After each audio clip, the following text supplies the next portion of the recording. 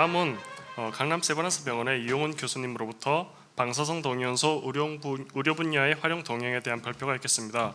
이용훈 교수님은 의대를 졸업하신 이후 현재 말씀드린 대로 강남 세브란스 병원에서 회계학과 교수로서 재직하고 계십니다. 네, 이용훈 교수님께 큰 박수 부탁드립니다. 네, 안녕하십니까. 강남 세브란스 병원 유영훈입니다. 방사능 동위원소의 의료 분야 활용 동향에 대해서 말씀드리려고 했는데 그래도 발표 순서가 뒤쪽이라 참 좋네요. 인트로덕션 슬라이드 4장을 아무것도 설명 안 드려도 될 것 같습니다. 사무관님이랑 회장님, 앞에서 이승곤 박사님 다 말씀해 주셔서요. 네, 고맙게도 4장을 날릴게요. 네, 그래서 본론으로 바로 들어가면 병원 현장에서 이제 저희가 해각이 그나마 요즘 각광받을 수 있는 것 중에 하나, 시장도 커지지만 많은 환자한테 도움을 줄 수 있다는 게 제일 큰 것 같은데요. 테라노스틱스라는 이제 개념이, 그러니까 저희가 이제 외국학회 갔을 때도 한 10년 전 그때부터 이제 많이 쓰기 시작했는데 최근에는 이제 테라노스틱스가 이제 일반적으로도 많이 제약이나 이런 쪽에서도 많이 쓰게 되고 그렇게 된 것 같습니다. 진단과 치료를 한 번에 라는 거는 세트 상품이고요. 방사능 동위원소는 에너지를, 즉 그러니까 가까운 곳에 치료가 필요한 곳에는 원자폭탄 같은 에너지를 배달해 주고요. 그걸 어디로 보내주는 게 이제 붙어 있는 리간드의 역할이 돼서 그 두 개가 합쳐져 있는 게 되고요. 일반적으로 저희가 이제 제일 많이 보는 게 갈륨 PSMA나 아니면 도타테이트 같은 것들이 상용화된 약제로 되어서 갈륨은 이제 진단용 에이전트니까 진단에 쓰이고 똑같은 거를 화합물에 루테슘이라는 그 치료가 가능한 아까 말했던 핵폭탄 같은 것들을 배달해 줄 수 있는 동위원소를 붙임으로써 치료를 하는데 내가 뭘 치료하는지 어떻게 치료가 되는지를 보게 되는 게 세라노스틱스라고 생각하시면 될 것 같습니다. 이게 세라노스틱스라는 게 그 뭐 한 10년 전에 나온 개념은 아니고요.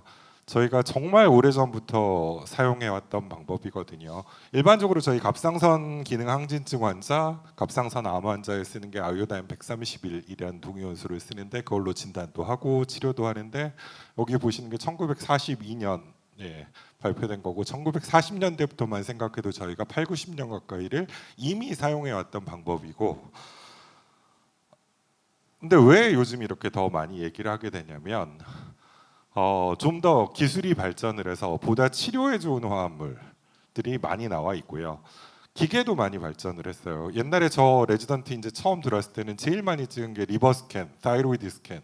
지금은 없어져 버린 검사거든요. 거의 하루에 3분의 2 정도를 리버 스캔, 타이로이드 스캔 판독에 쓰고 본 스캔에 판독에 썼었는데 이제 리버 스캔, 타이로이드 스캔은 아예 없어져 버린 검사가 되었고 기계가 이제 디지털 패시티라는 게 나오면서 훨씬 더 좋은 기계가 나와서 훨씬 더 작은 병변 빨리 조기에 발견할 수 있는 그런 것들이 되어서 좀 더 이제 해과학 치료 진단 모든 게 발전을 하게 된 것 같습니다. 그래서 다른 과 영역에서도 같이 리드가 많이 생기게 된 것 같고요. 환자분들 입장에서 생각을 해보면 이제 병원에 딱 오면 엑스레이 찍고 CT 찍고 MRI 찍고 초음파도 하고 전립선암 같은 뼈 검사도 하고 PET-CT 찍으라 해서 PET-CT까지 찍었는데 또 무슨 해과학 치료하시겠다고 펫을 또 찍으래요. 뭘 또 찍어요? 라고 하거든요. 근데 펫만 해도 저희가 이제 일반적으로 맨 왼쪽 이제 뼈 보는 것부터 시작해서 FDG 같이 대사를 보는 거, 그다음에 DNA 합성분 FLT 같은 거 여러 가지가 있고 뇌 보는 것도 FDG로 대사 보는 것도 있고 아밀로이드 침착한 거 보는 거, 타우 보는 거 등등 여러 가지가 있어서요. 똑같은 기계에 내가 들어가서 찍지만 맞는 주사에 따라서 평가하고 바라보게 되는 것들은 완전히 달라지게 됩니다. 그래도 지금 빅샷이 되어 가고 있는 게 플루빅토라는 약이고 아까 여러 슬라이드에서 나왔듯이 그게 이제 확 늘어나면서 루테슘 요구량도 늘어나고 수요도 늘어나고 하는 것들이 예상이 되는 상황이고요. PSMA 이제 PET-CT라는 게 얼마나 그럼 잘 보이게 이거는 제가 슬라이드가 없어서 그 서울성모병 오주영 교수님께서 그 피처캠에 플루스타틴 가지고 찍은 거를 슬라이드 주신 거고요. 보시면은 정말 작은 병소들도 PSMA 펫에 잘 보이게 됩니다. 그래서 상당히 진단능이 높은 걸로 확인하실 수가 있고요. 하지만 이게 PSMA 펫이라고 다 보이는 건 아니고요. PSMA가 잘 발현이 안 돼 있고 튜머 바이올로지 자체가 변해 있어서 PSMA 발현이 적게 된다든지, 또 카메라가 지금 아무리 디지털 패시티가 좋아졌다고 할지라도 그거가 발견하지 못하는 것까지 찾아내주는 하느님은 아닙니다. 그리고 아까 말했듯이 기계도 많이 발전을 해서요. 이제 옛날보다는 훨씬 더 좋은, 물론 가격은 많이 오르긴 했지만 기계 가격이요. 훨씬 더 작은 병변까지를 잘 디텍션 해낼 수 있는 시대가 되어 있습니다. 그리고 똑같은 튜머라고 할지라도 그냥 조금 나쁜 애가 있고요. 가만히 있는 아주 심하게 이제 하는 애들이 있기 때문에 튜머 자체에 따라서도 이게 활성도가 다양할 수가 있어서 왼쪽 사진이 이제 FDG 펫 찍으신 거고 오른쪽에 있는 게 PSMA 찍으신 건데요. 보시면은 FDG보다 PSMA 발현이 훨씬 더 많이 되어 있고 훨씬 더 심하게 그 종양의 섭취를 보이는 것들을 보고 있는데, 이러면은 이제 저희가 PSMA를 타겟팅한 에이전트로 루테슘을 붙여서 치료를 하면 치료의 효과가 무척 큰 환자분이 되실 거고요. 똑같은 왼쪽이 FDG 펫이고 오른쪽이 PSMA 펫인데, FDG 펫은 발현이 그래도 좀 돼서 림프노드나 이런 데 좀 진하게 잘 보이는 것들이 훨씬 더 많은데 PSMA에서는 그렇게 보이지 않는 부분들이 훨씬 많아서, 이런 경우에는 이제 치료를 하더라도 PSMA에 루테슘 붙여서 줘봤자 효과를 발휘하기가 힘들 거라 예상이 되시는 분이니까 이런 분들은 치료를 하실 필요가 없겠죠. 그래서 이렇게 치료를 하실 분인지 못 하실 분인지를 스크리닝을 할 수가 있게 되고요. 일반적으로 이제 저희가 FDG 펫이라는 걸 찍으면 이제 이렇게 보이잖아요. 뇌가 우리 몸에서 제일 포도당을 많이 쓰는 장기니까 가장 진하게 보이고, 다른데 이제 익스크리션 되는 데나 심장이나 이런 데들이 보이고, 뇌를 아무리 안 쓰시는 분들도 뇌는 진하게 잘 보입니다. 일반적으로. 그래서 이건 성모병원 데이터고요. 보시면은 PSMA에서 이렇게 보이는, 그러니까 정말 심하게 뼈나 림프노드나 렁이나 이런 데 다가 있는 분들, 치료하고 나면 이렇게 치료하고 나서가 아니라 죄송합니다. FDG 펫 찍으면은 생각보다는 안 보여요. 그러니까 PSMA가 훨씬 더 스피시픽하게 발현되는 걸 볼 수가 있고요.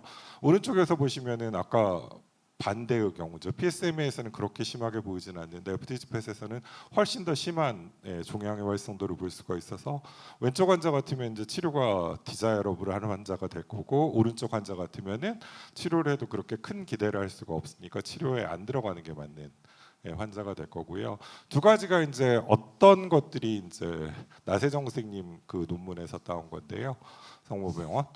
어떤 것들은 이제 FDG에서 잘 보이는 게 있고, 어떤 것들은 PSM에서 잘 보이는 게 있는데, 그래도 PSM에서 그나마 잘 보이는 거는 전립선 배드, 그러니까 원래 전립선암 수술했던 주위에 리커하는 것들이 PSMA에서 조금 더 FDG에 비해서 잘 보이고요.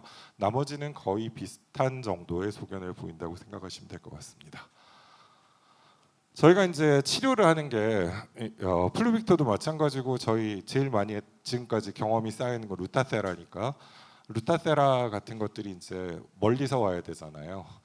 저희는 방사성동위원소니까 아까 말한 대로 유통기간이 있어서 이런 문제점들이 많이 있습니다.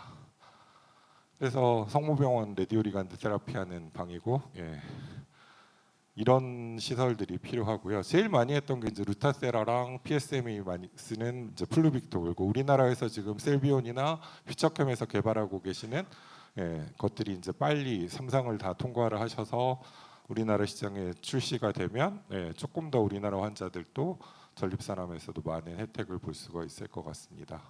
이거는 셀비온 이 두 가지를 이제 진단제, 갈륨이 붙어 있는 거랑 치료제, 루테슘이 붙어 있는 디굴이라는 거, 그렇게 해가지고 왼쪽이 이제 처음에 치료 전, 그다음에 오른쪽이 치료하고 나서의 사진입니다. 완전히 없어지진 않았지만 처음보다는 훨씬 더 종양 활성도가 떨어져 있는 것들을 배쪽 림프노드나 내게 있는 림프노드에서 보실 수가 있고요. 다른 환자에서 보시면은 좀 더 확연하게 치료 전 치료 후에 여자분들이 성형 전 성형 후만큼이나 치료 효과가 좋은 걸 확인하실 수가 있습니다. 도타테이트나 도타톡 같은 걸로 저희가 이제 치료를 많이 해왔었고요. 이게 훨씬 더 경험은 많이 쌓여 있긴 한데 이것도 치료에 적응증이 되는 환자들에 있어서는 거의 원자폭탄 같은 효과를 줄 수가 있었습니다. 그래서 이제 병원에서는 이제 뭘 원하냐면 조금 더 이게 그러니까 저희가 이제 플루빅토라는 걸 쓰려면 3번의 단계에서 치료가 페일을 해야 돼요. 호르몬, 항암, 뭐 등등 방사선 등등이 다 페일이 된 상태에서 이제 플루빅토를 사용할 수 있는 적응증에 들어오게 되는데 질병 단계에서 이미 치료 효과가 검증이 되어 있기 때문에 좀 더 일찍 사용할 수 있는 것들을 이제 조금 추진을 해보는 게 좋고요. 환자 입장에서는 이게 꽤 비싼 고가의 치료거든요. 플루빅토 같으면 거의 1억을 넘는 치료가 되는데 한 번 치료 사이클 다 들어가면. 그거에서 이제 오래 사시는 거 더하기 삶의 질이 얼마나 향상이 되는지 등등의 포커싱이 좀 되었으면 좋겠고 질병 단계에서 조금 더 일찍 하는 것들은 이제 노바티스 찾아보니까 그거는 들어가 있더라고요. 허가 받는 게 2030년 이내에는 받아서 조금 더 일찍 하는 것들을 지금 임상을 하고 있어서요. 그게 이제 적용이 되지 않을까 싶고 셀비온이나 그 퓨처캠도 그런 것들을 그러니까 꼭 3번 트리트먼트 페일리어 후가 아니라 조금 이른 단계에서 하시는 것도 허가 받는 거에 인디케이션을 좀 미리 잡아주시면 노바티스보다도 좀 더 먼저 우리나라에서 그게 되지 않을까라는 생각이고요. 지난주에 제가 미국에 학회를 갔다 왔는데 이런 단어를 쓰더라고요. 뉴로세라노스라는 세션에다 이걸 걸어놨는데 뭔가 하고 들어가서 봤는데 아무것도 아니고요. 그냥 저희가 알츠하이머 디지즈에서 치료제가 나왔잖아요. 레캠비라는 레카네밥이라고 도나네밥이라는 치료제가 나왔고 이것도 1년 8개월 1년 6개월 쓰는데 4천만 원 좀 넘어가요. 약간만. 그 경도인지 장애에서 아밀로이드가 침착되어 있는 환자에서 썼을 때 진행을 좀 늦춰주는 효과를 주는 약인데 그럼 그런 비싼 약을 쓰려면 이 사람이 아밀로이드가 침착을 해 있는지를 봐야 되잖아요. 그래서 그걸 볼 때 쓰는 게 저희가 이제 아밀로이드 펫 그리고 타우펫 같은 것들을 사용이 가능합니다. 그래서 그 두 가지를 같이 쓸 수 있다는 것들을 그리고 어떤 환자에서 그걸 써야 되는지를 가려내는 것들을 하는 게 뉴로세라노스틱스라는 텀을 써서 말을 하고 있고요. 또 하나의 이제 방향은 뭐냐면 저희가 이제 신경내분비 종양에서 약이 하나가 루타테라라는 게 나왔고 플루빅토라는 게 전립선에서 나왔는데 그거보다 훨씬 많은 환자군에서 써먹어야 되잖아요. 그러려면 훨씬 더 환자가 많은 암종에 적용이 가능한 걸로 타겟팅을 해야 돼요. 그래서 지금 이제 큰 제약사들에서 하고 있는 것들이 뭐냐면 뭐 대표적인 게 이제 허투에다가 타겟팅한 항암제들이 있었거든요. 지금까지 충분히 이쪽으로 개발되어 있는 항암제들이 효과와 부작용에 대해서 잘 연구된 항암제들에다가 루테슘을 붙이는 거예요. 그렇게 해가지고 지금 일상을 지금 돌리고 있더라고요. 지금까지 재작년까지가 아마 동물 실험하고 있었던 것 같고 작년부터 일상 들어간 것들이 몇 개가 있는 것 같아요. 그래서 뭐 췌장암, 폐암, 그다음에 유방암, 대장직장암 이러면은 환자군이 엄청나게 늘어나잖아요. 그래서 이쪽으로 좀 더 많이 타겟팅을 하고 있는 것 같습니다. 병원 현장에서 이제 느끼는 건 뭐냐면 루타세라 때 저희가 경험이 많이 쌓여 있는데 루타세라 치료하다 보면은 이게 치료가 될 때까지도 지금 정말 어려운 과정을 겪었는데 저희가 급여가 된 이후에도 4 더하기 4, 4사이클 더하기 4사이클 이후에는 치료를 못 해요. 그러면 그 다음에 다시 재발을 하면 액티늄이라는 거를 원자력 학원에서 애써서 저희가 하는데 그때도 임상시험 허가 겨우 받아고 치료 목적 사용이라는 걸 승인 허가를 다시 받아야만 그 환자들한테 쓸 수 있고 1년에 몇 명한테밖에 못 쓰거든요. 그러면 PSMA도 마찬가지가 돼요. PSMA도 지금 인디케이션 된 거 다음에 다시 쓰려면 식약처에서도 당연히 제동이 걸릴 거고 뭐 일단 보험되는 건 아직 생각도 못 하고 있는 상태여서 하여튼 넘어야 될 난제가 꽤 많습니다. 그래서 맨날 요즘은 강의 끝날 때 요거 많이 보여드리는데요. 그러니까 자물쇠를 만들 때는 항상 키를 같이 만드니까 모든 어려운 문제에는 반드시 키가 있을 거라고 믿고요.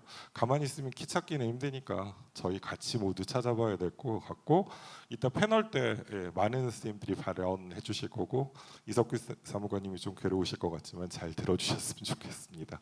이상입니다.